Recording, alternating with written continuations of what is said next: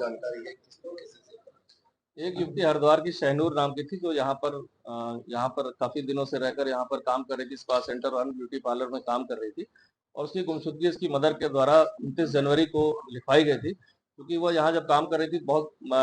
Time से जब उसका संपर्क अपने पेरेंट्स से नहीं हुआ तो उनकी मदर यहाँ पर खोजते हुए आई थी और उनको यहाँ पर जानकारी करने पे एक राशिद नाम का जो मुजफ्फरनगर का है उसके बारे में पता चला कि वो उसके साथ पटेल नगर क्षेत्र में निवासरत थी। तो जब राशिद से उन्होंने जानकारी करी तो उसने बताया कि वह कुछ जगहों पर काम करती थी और हो सकता है काम करने के लिए कहीं बाहर वो अन्य किसी जगह पर गई हो। इस बात पर वो काफी दिनों तक उसका वेट करते रहे, जब नहीं उसका कुछ पता चला और राशिद द्वारा भी फोन बंद कर लिया गया तो इनके द्वारा थाने पर आकर 1 माह बाद यहाँ पर गुमशुदगी दर्ज कराई गई थी। गुमशुदगी दर्ज होने के बाद राशिद की क्योंकि नाम आया था उसमें, उसकी तलाश की जा रही थी, लेकिन लगातार वो अपने घर और रिश्तेदारों में कहीं पर मौजूद नहीं था। कल देर रात्रि सूचना मिली कि वह अपने किराए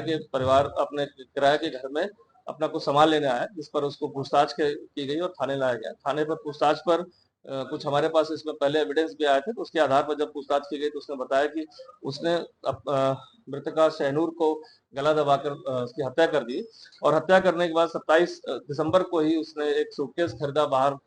विशाल मेगा मार्ट से और रसिया कर दी और उस सूटकेस में उसकी स्कूटी पर रखकर उसको आशा रोडी के आगे जंगलों में कहीं फेंका है।